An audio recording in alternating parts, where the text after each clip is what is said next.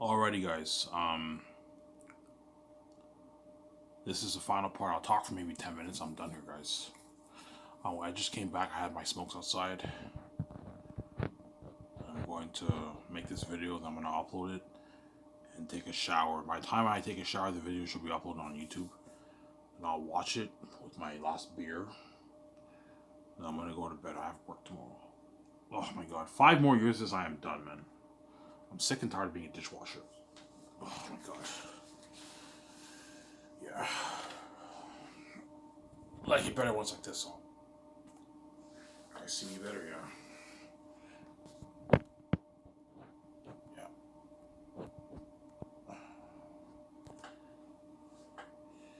Yes, I'm going to use the money to start Skysis Entertainment and fund my Zane's movie for $1.2 billion for $2 million, and pay Peter and Mel Gibson their base salary. So Peter's salary and Mel Gibson's salary I'm paying out of my pocket. So technically speaking, the budget's like a 1.3 billion plus budget because I also have to take out 85 million to pay Peter his salary. I take 85 million from my personal account. I put it in the salary account, the salary section, and that's used to pay Peter his 10 million bonus and his 65 million salary for production and his 10 million post-room bonus, and Mel Gibson's 10 million bonus and his 40 million salary and his 6 million post-room bonus. And then the royalties is from the box office, and then the royalties for the merchants from the merchandise sales, merchandise profits. Samsara. Yeah. We used to fund the movie, pay all the cast and crew their salary, and yeah, and finance the movie. George will tell me, Ivan, you can take a loan. You don't have to spend. Ivan, like, number one rule in the movie business: never pay for it with your own money. I know in the movie business, there's a saying: never fund it with your own money. Take a loan. But I'm the exception because I have the keys. I don't have to worry about losing money, so I can fund it with my own cash. I'm the exception of the rule. I can fund it with my own cash. Samsara.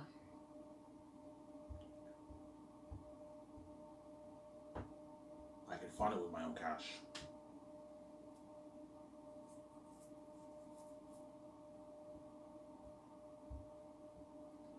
Samsara. Yeah.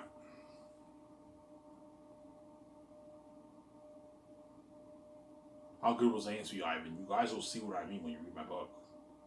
Looking at a master's that I wrote, man. I go back, I read my book, I'm like, I can't believe I wrote this. It's such a good story. Yeah, it's a book worth billions, man. It's worth billions because I'm a son of God. I have the keys, obviously. At the same time, it's a $1 billion story. If I was an average person, I'd be the next J.K. Rowling. The news of this book would travel worldwide. It's a fucking amazing story. Better than Lord of the Rings, better than Harry Potter, better than Game of Thrones, better than all those books. And I read Lord of the Rings. I read all 3 books. I have it right here, right? My younger stepbrother has my Fellowship of the Ring book, but I have Return of the King, Two Towers. I read both these books, and right now I'm on the appendices. I'm like 30 pages into the appendices of Lord of the Rings, which I'm gonna finish eventually. I want to read the rest of it, the appendices.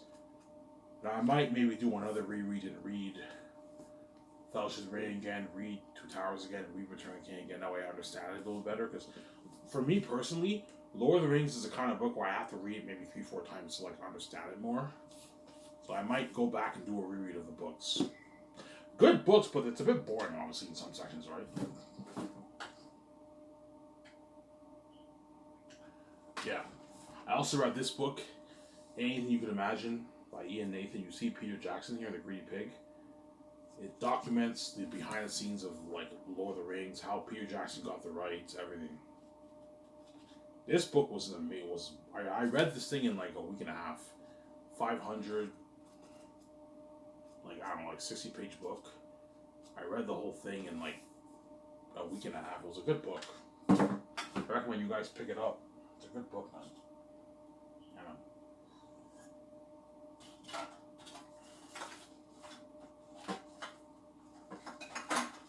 How long will your book be, Ivan? Okay, this book here is 565 pages. Return of the King is like 300 pages, I think. How much pages is this?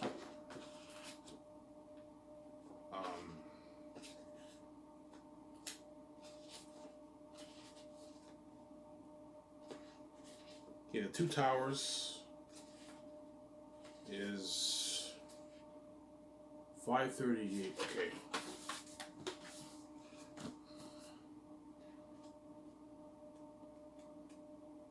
$970 subtract 538. My calculator's on here right now. So this is like yeah, my book will be like this book here, and about this be like about that thick. My book will be about that thick, guys. Maybe a little bit smaller than that. It's gonna be a thick book. It's gonna be red, gold inscriptions on, like I showed you guys in my past videos. Fucking beautiful book, man. Are you gonna sell it in a box set, Ivan? No.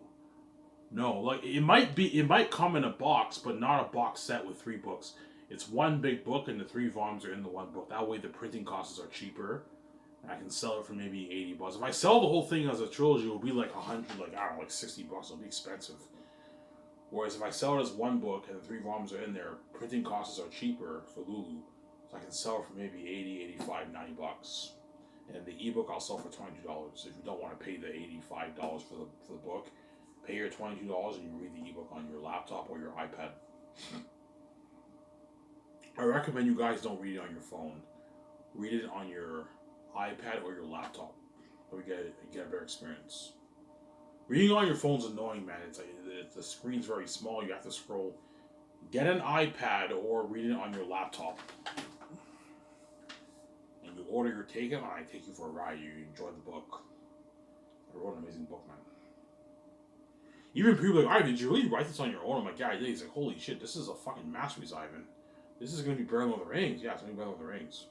All those demons, the world building in that war. I think of War better than Helm's Deep, Ivan. You gave me unlimited resources. This is an unlimited budget. Yeah, it's unlimited budget, man. For the movie. Yeah.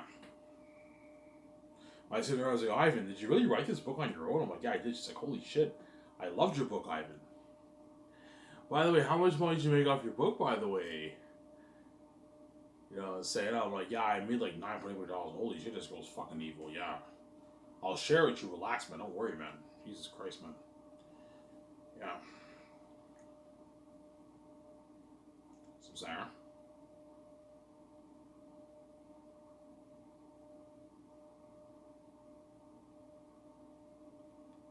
Yeah.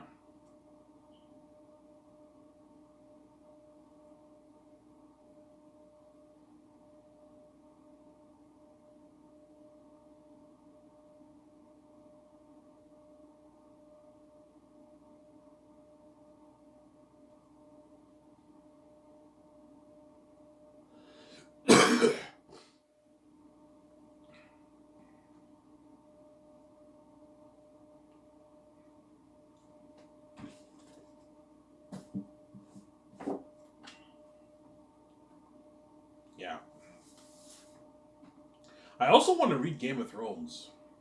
I heard the books are really good. I might read it, man. I mean, the first book, maybe. I don't know if I can read the whole like. I think they came out with 5 books. I heard the books are really good. I might read it. I don't know. I'm not a big book nerd though. I don't really. Reading is not really my forte. I prefer watching movies, but I'm not a book nerd. I have a slow attention span, a low attention span. That's why I can't read like the book nerds. Some guys read like 20, 30, 40, 50, 60 books a year. I can't do that. I struggle even finishing one book. It took me 2 years to finish the Lord of the Rings trilogy. I started in 2020 and I finished in 2022. All 3 books. Because I took my time reading it, obviously. Samsara. I took my time reading it. The books are good. They're amazing books, but they're a bit boring.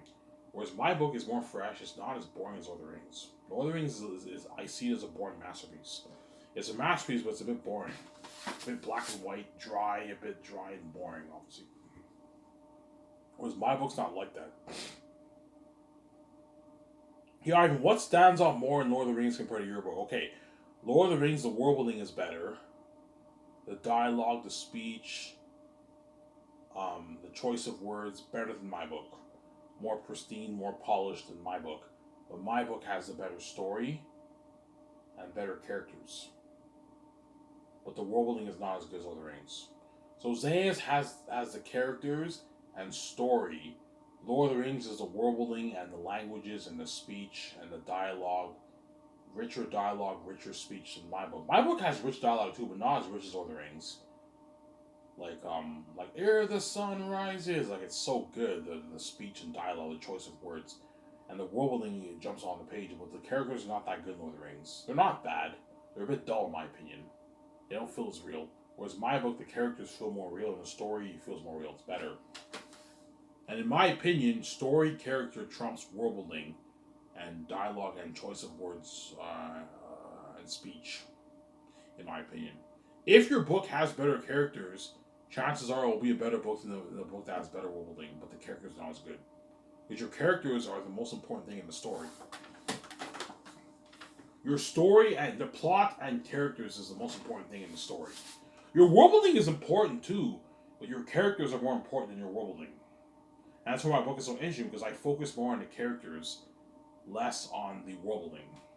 No, I focus on world building too, but what I do is instead of dumping you with like 5-10 pages describing the tree, the sunset, and all that stuff, I give very, very vague descriptions, very, very small little descriptions, obviously, of the land, and I describe the land through the characters' perspective, through their speech, through their dialogue, what they see. That makes it more interesting. Whereas J.R.R. Tolkien doesn't do that. What he does is he spends like 5 pages describing the grass, the trees, the sunset, the door, the horse, Shadowfax the horse. You know what I'm saying? And he's so detailed. He has so many lands that I don't even remember half the lands he explained in his book, obviously. J.R.R. Tolkien has so many lands that Peter Jackson even cut out a good chunk of his lands out in the book. What you see in the movie, that's not all the lands. There's more lands in the Lord of the Rings that Tolkien talks about. But Peter Jackson cut out quite a bit of it. It's crazy. He has so many things going on every page. Yeah. Which can make the book a bit boring sometimes.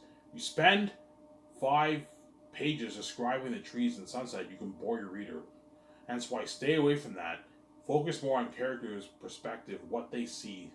You describe the land from what they're saying, what they see, their actions. You see what I'm saying? Through their perspective, it makes the story more interesting. I know I'm doing. That's why my book is so interesting. Yeah. Trust me, you guys think I'm crazy now saying Zanus is better than Lord of the Rings. Once you read Zanus, you're like, holy shit, this book is more interesting than Lord of the Rings. I'm having more fun reading his book than I did Lord of the Rings. Yeah. It's an amazing book, man. It's a masterpiece. Yeah, man. And that's why I really want to turn that story into a movie, like an amazing movie. And all those things, I was like, holy shit, I can't wait to be a part of this story. This is a fucking masterpiece, yeah. And all the Hollywood actors, everything Zayas stars. Fuck, you're lucky, man. You're gonna be part of that amazing story, fighting all those demons. Ivan has Eretz look like that, and Feast look like that. Looking at demons, looking at a masterpiece. Beautiful world building, and an amazing war. Amazing battles and amazing wars. Because in the prologue, you have a war with Takis the First and Eretz. So I'm gonna say I won't spoil the story for you. And you have the battle scenes in Volume 2, a few battle scenes in Volume 2. And you have the battle in the caverns in Volume 3 and the big war in the end of Volume 3. Hosea's has quite a lot of action in it. Obviously.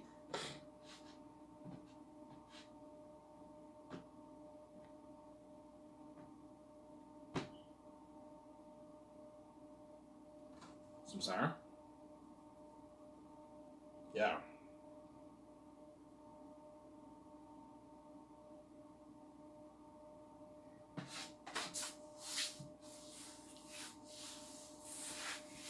When Zane's actors be excited, yeah, they're gonna be excited, man. Holy shit, I can't wait to be a part of this movie, the buzz, everything. Yeah, they're gonna be excited. They signed their massive contracts, they're all happy because they're getting paid a lot of money. More than what they make in Hollywood. And you take them, you, Peter, and your significant other, you take them out to dinner at Boston Pizza, and you have a good time there, eat your food. I'm saying, I'm gonna tell the actors, look, man, if you're hungry, let me know. I'll order appetizers. You have appetizers, and you eat your food, and you're well fed. I don't want you ordering a bunch of food. I don't want you wasting my money. You only pick one meal. Have your burger with your fries. You can have your chicken salad. You can have your spaghetti with meatballs. You can have your garlic bread with spaghetti and meatballs. You can have your pizza. Alright, can we get any size? No. If you're one person and you want to order pizza, you can either get a small or a medium. You cannot get a large. You won't be able to finish a large. Large is too much. Either get the medium or the small. That way you don't waste my money. That's what I'm saying. There's one big pet peeve of mine. A little bit is when there's nothing worse than spending a lot of money on food and people waste your food. That's why what. I'm not that crazy, but it does take me off a little bit when I pay like $1,500 for the meal, and like there's a lot of food left, and they wasted my fucking money. That's why. Make sure you order appetizers. That way, once they eat their one meal, they're well fed and they're full. At Boston Pizza, and the doctor will be filming that, and afterwards they party up at your. So once you eat, you chill for maybe a good 50 minutes. That way, everyone feels pretty good, and after that, you go to your condo and you get the cigars and you party up for 5-6 hours at your penthouse. You and yours, it's a beautiful $500 penthouse. I'm sorry. Yeah, because I can't wait for this movie. I know we are excited too. Yeah, Peter's all excited. Yeah, or Mel. Yeah, everyone told us I can't wait for this movie. I know I'm excited too, man. Look at the masterpiece. Yeah.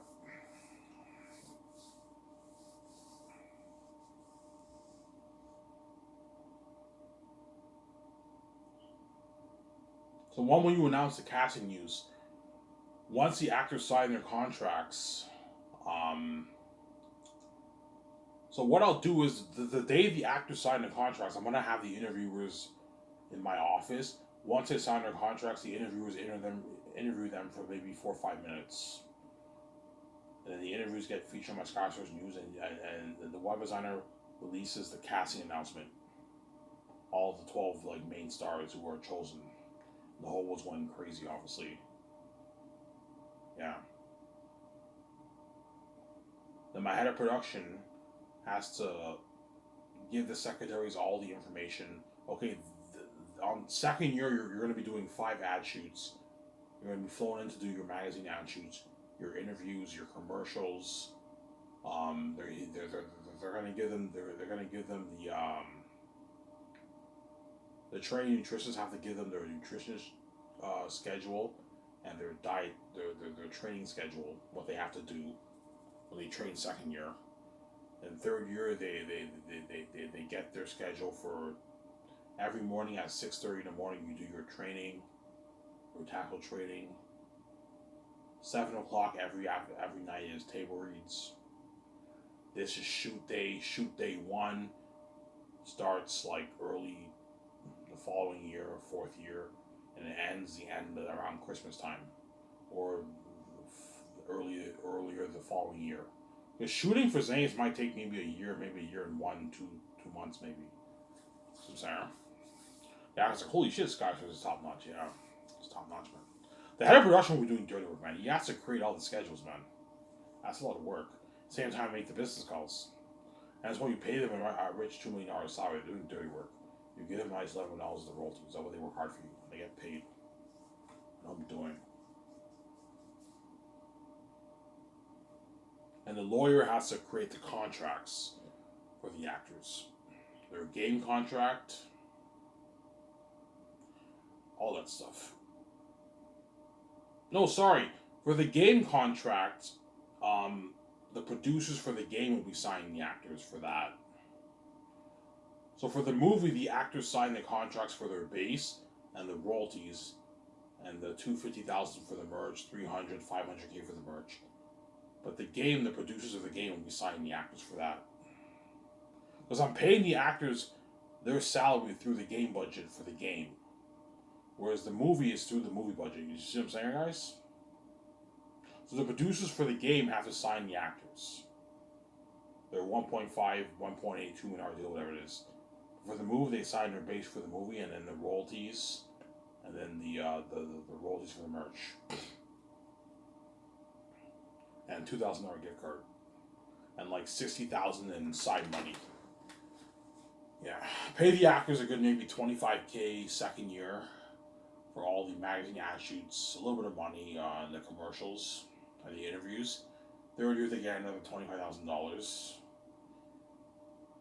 And then fourth year they get maybe $5,000. Because even during production, the actors are going to get interviewed too. They talk about their experience in the movie and it gets featured in the Sky Stars News, the interviews, yeah. I want you interviewing the actors even during production. Not as much, but interview them a few times. And they get featured in the Sky Stars News, the update news and everything, yeah. I'm sorry. Yeah. Yeah, I'm getting tired now. Yeah.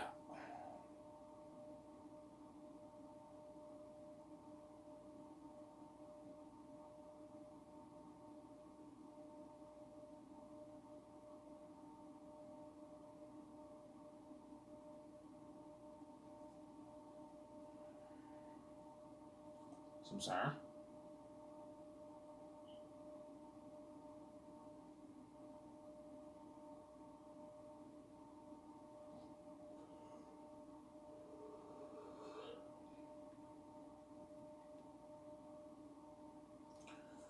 Yeah. That's what these actors are living the life, man. Was saying this. You guys will see what I mean when you watch the documentary. You're gonna get a glimpse of what happened during the 4 or 5 years. You're only getting a glimpse of it though. A lot of stuff that we're doing will not be in the documentary, but you're gonna get a glimpse of it at least. Like you're looking at how long your documentary be? I don't know, maybe 20 hours, maybe a 20-hour documentary. But even that's a glimpse of what happened during the 5 years. You're looking at like a 20-hour documentary, a 20-hour plus documentary, something fucking long. Obviously, a long documentary. The Lord of the Rings documentary was 20 plus hours. The Star Wars prequels is 20 plus hours too. A lot of footage. We're looking at a documentary like that, like a 20-hour plus documentary. So you guys will binge it in like 2 days. You'll binge the whole thing. Yeah.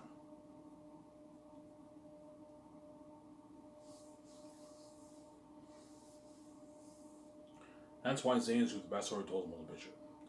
Anyway, guys, I'm tired. This is it for this video. So Iron Man, I'm signing out. Peace, guys. Bye. Talk to you soon. Hope you guys enjoy this show.